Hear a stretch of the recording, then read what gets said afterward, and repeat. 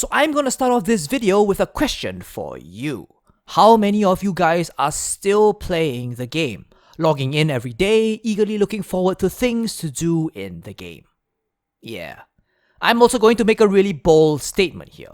I think the Division 2 is lucky, actually no, extremely fortunate, that Anthem was a total dumpster fire. What's up you guys, Gongrongzong here. I think it's crucial that I get a discussion piece like this out for you guys on the state of the game since launch till now. To start off, I would just like to share my overall judgment of the game. See if you agree or disagree with this. The Division 2 is an amazing game that I am very satisfied with. With about 300 hours into the game, I have gotten more than my money's worth from it. The gameplay is top-notch, the graphics are superb, and the sound effects are amazing. There are very few games out there that can provide such a level of entertainment at such a price point. And yet, there's this feeling inside of me that I just can't shake. This feeling that the game could be so much better. That there's so much untapped potential, it's crazy. That the same mistakes are being made over and over again within the franchise. And it's just ridiculous that history is repeating itself. So while the game is a good game, that doesn't mean that we can't also be of the opinion that the endgame is pretty lacking. And it is lacking. Very much lacking. I have compiled an entire laundry list of things wrong with the endgame that, frankly, range from minor frustrations to being utterly unacceptable. Utterly unacceptable. Some of these I'll just touch on briefly, as you guys will be familiar with them, but let's go through it together. Let's go through it together so that you can feel the real impact of all of them combined together on the endgame experience. Number 1. Specializations are weird as hell. The Division 2 launched with 3 specializations. They looked great on paper. A Kaboom class, a Headshot class, and something. You know what? Scrap that. Only 2 of them actually looked good. I personally don't even know what the Survivalist is supposed to be. A tank healer thing? A paladin thing? A class with enhanced healing and reduced elite damage? That also does explosive damage with his crossbow? A crossbow wielding, fire grenade throwing, crowd control paladin? But wait, the Demolitionist also has explosive talents. And tanking talents. Whenever you deplete your armor, you automatically refill your magazine. So which spec is the tank spec? Both? Neither? This extremely weird, and I can't really find another word to use to describe the specs. This weird philosophy surrounding the design of the specs in trying to make them hybrids has caused both the Demolitionist and Survivalist to be in really awkward positions. Wait, what the hell did I just say? These specializations are hybrids? Specializations that are supposed to specialize in something are hybrids? What? That's oxymoronic. And lo and behold, the majority of the player base at endgame has chosen to go with the sharpshooter spec, the only spec that has actually been done properly. Headshot damage, reload speed, stability, everything you want for your guns. But wait, assault rifle damage is on the Survivalist and LMG damage on the demo? So if I want to be a main LMG user, do I go sharpshooter or demo? If I want to use assault rifles, do I go Survivalist or sharpshooter? Why is this so fucking convoluted? If I want to be a sword and board tank in an RPG, I choose a warrior. If I want to be a healer, I choose a priest.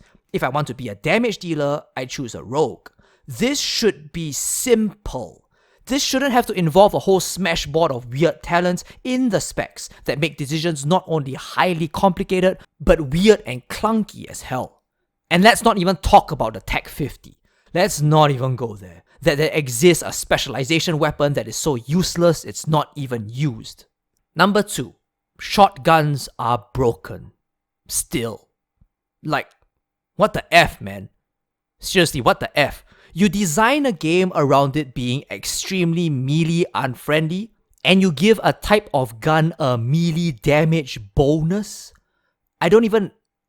What? The devs have shown that they base buffs and nerfs around the percentage of players who are over or underusing a particular talent or gun.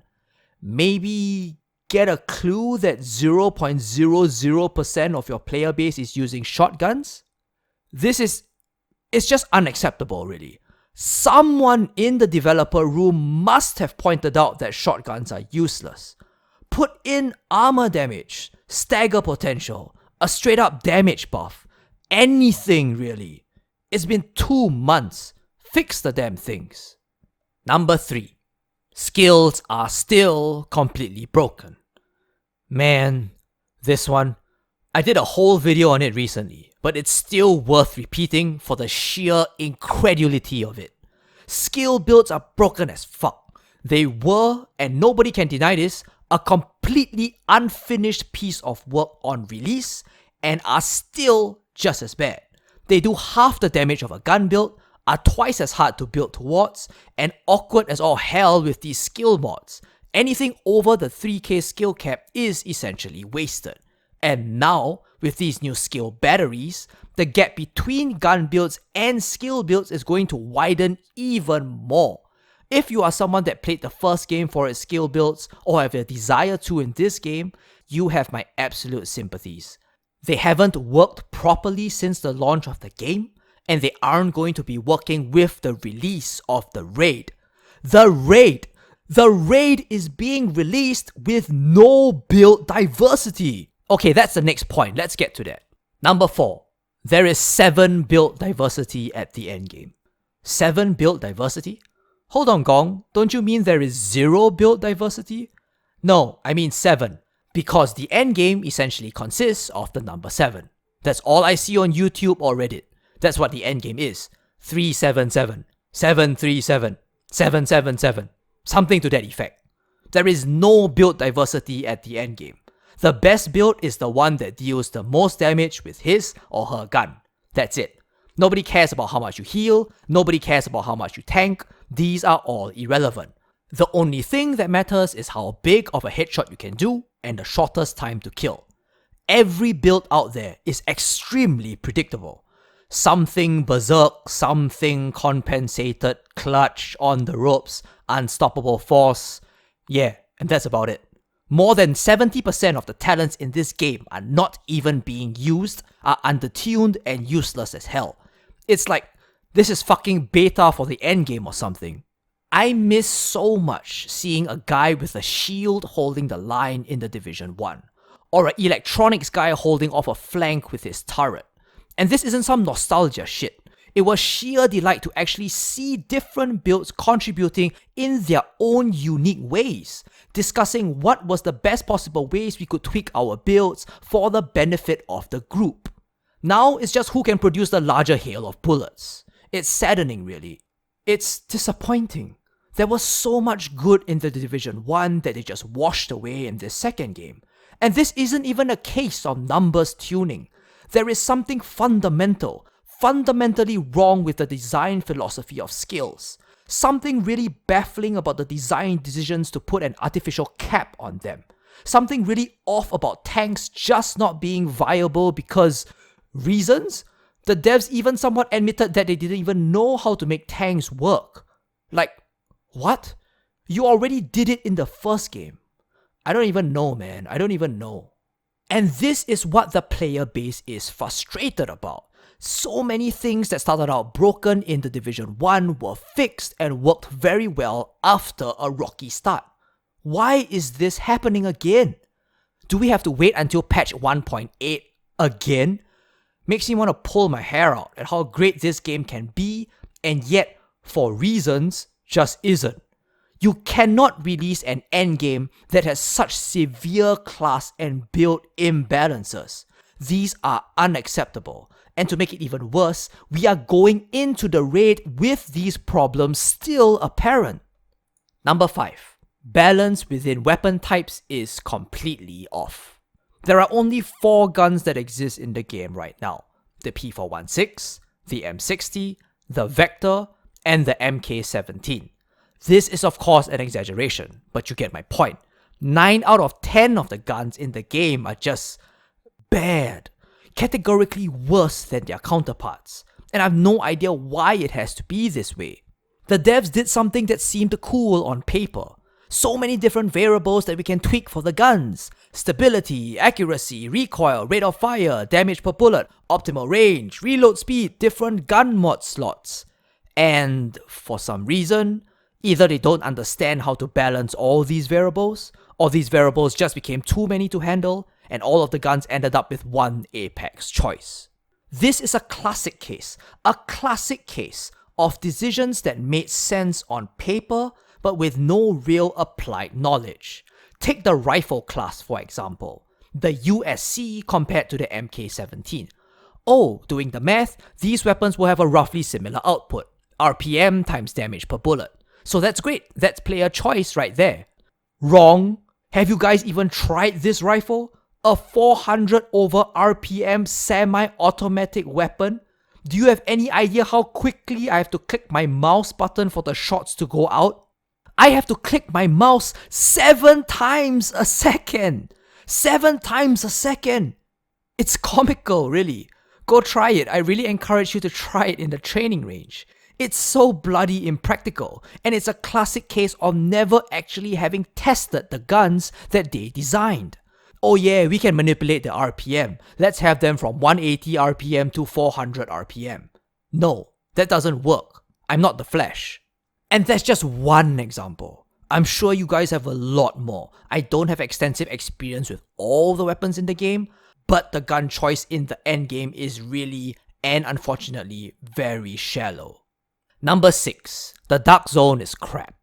Okay, let me rephrase that to be a bit less offensive. The Dark Zone is unappealing to not just the vast majority of the PvE player base, but the vast majority of the PvP player base too. In fact, it was such an abysmal failure that the devs had to come up with some asinine decision to have loot of a higher gear score exclusively drop in the DZ to force players in there. Thank all the gods from Thor to Zeus that decision wasn't implemented.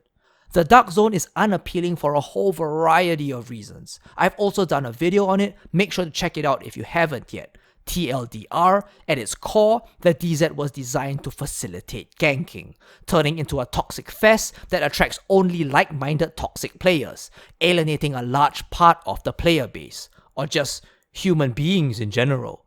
It was designed to be toxic, and so in my opinion, there's actually little surprise of its steep downfall in popularity. But tragically, it's yet another component of the lackluster endgame in The Division 2. And those are just the 6 biggest things wrong with the endgame. As I've said, I've enjoyed the game thoroughly, and will continue to support the devs as long as they keep communicating. But we cannot deny that the game was launched, and still is, a very incomplete endgame. But here's the kicker. Is this Massive's fault? Are we simply expecting too much from them? Are we simply a strawberry generation that likes to blame everyone else for our problems, that is too pampered and thinks they deserve the best of everything? I sincerely don't think so. And it's for this one key reason. They had the first game to learn from. In many ways even, The Division 2 is simply a graphical upgrade of the second one. At its core, very little has changed. Mobs are still divided by the same colors, red to purple to yellow. There are dungeons, there is an attribute for guns, an attribute for tanks, and an attribute for skills. The AI is not revolutionary, it's a nice upgrade from the first one, but the flanking mechanics were already there, and hunters were there too. And I'm going to bring up a very good example to compare this whole situation with. This game. This horse shit of a dumpster fire representing the worst of what a AAA gaming company can come up with to swindle us of our money through sheer lies. The gaming community judged this game so harshly because it had a plethora of games, years of games that came before it to learn from and improve upon. Their loot system is completely broken, yet all they had to do was look at games like Diablo 3 or Borderlands to get a clue of how to design it. They arrogantly went ahead and used a Frostbite engine, an engine untested for looter games, prioritizing graphics over gameplay, when the history of any game would tell you it's always and always will be the other way around. They even fucking time-gated things, with the outright intention to block player progress due to their lack of endgame content. One glance at any game that's ever tried time gating, and I'm looking at you, Nemesis, will tell you that such a system always brings more frustration than satisfaction. And in a similar vein, there was build diversity in The Division 1, and the devs completely ruined it. There now exists none. Set items were glorious. They weren't perfect, but they gave you a sense of identity, uniqueness, and power. What are the set pieces of today? They're so bad that when you matchmake with a random player who is wearing a full P6 slot gear set, you can't help but cringe and know you're going to have to carry him. How did it fall so far? What the devs should have done if they felt that sets were too limiting and every player was going to end up using them, was leave sets as they were and do their weird tweaking and experimenting with the brand sets. Why fix what ain't broke? They should be building upon what works and instead test their newfangled stuff on other things. Have all your weird special ammo generation or card drawing poker shenanigans, I don't even know what the new sniper set is, on these brand sets, and leave the set items as they were. Simple but powerful gear sets that enhanced a class stereotype. That's how they should have done it. I can go on and on about this, from splitting the dark zone into 3 separate zones, to the clunky ass recalibration table, and the absolute nightmare of inventory management. But I think I got my point across. The Division 2 is a fantastic game with so much potential that falls extremely short when you hit the end game. The Division 2 wasn't our salvation. It wasn't the light at the end of the tunnel of AAA games. It's everything that a live service game is supposed to be. Pay first, enjoy later. I said it at the beginning, and I'll say it again. The Division 2 is extremely fortunate that Anthem crashed and burned, traumatizing the player base so hard that anything that was even remotely good was received as our new Lord and Savior.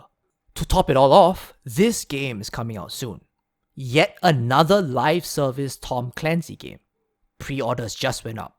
I want you guys to remember what we just went through here about The Division 2, because all too often we forget and look back upon things with rose-tinted glasses. And this game is looking eerily similar to it.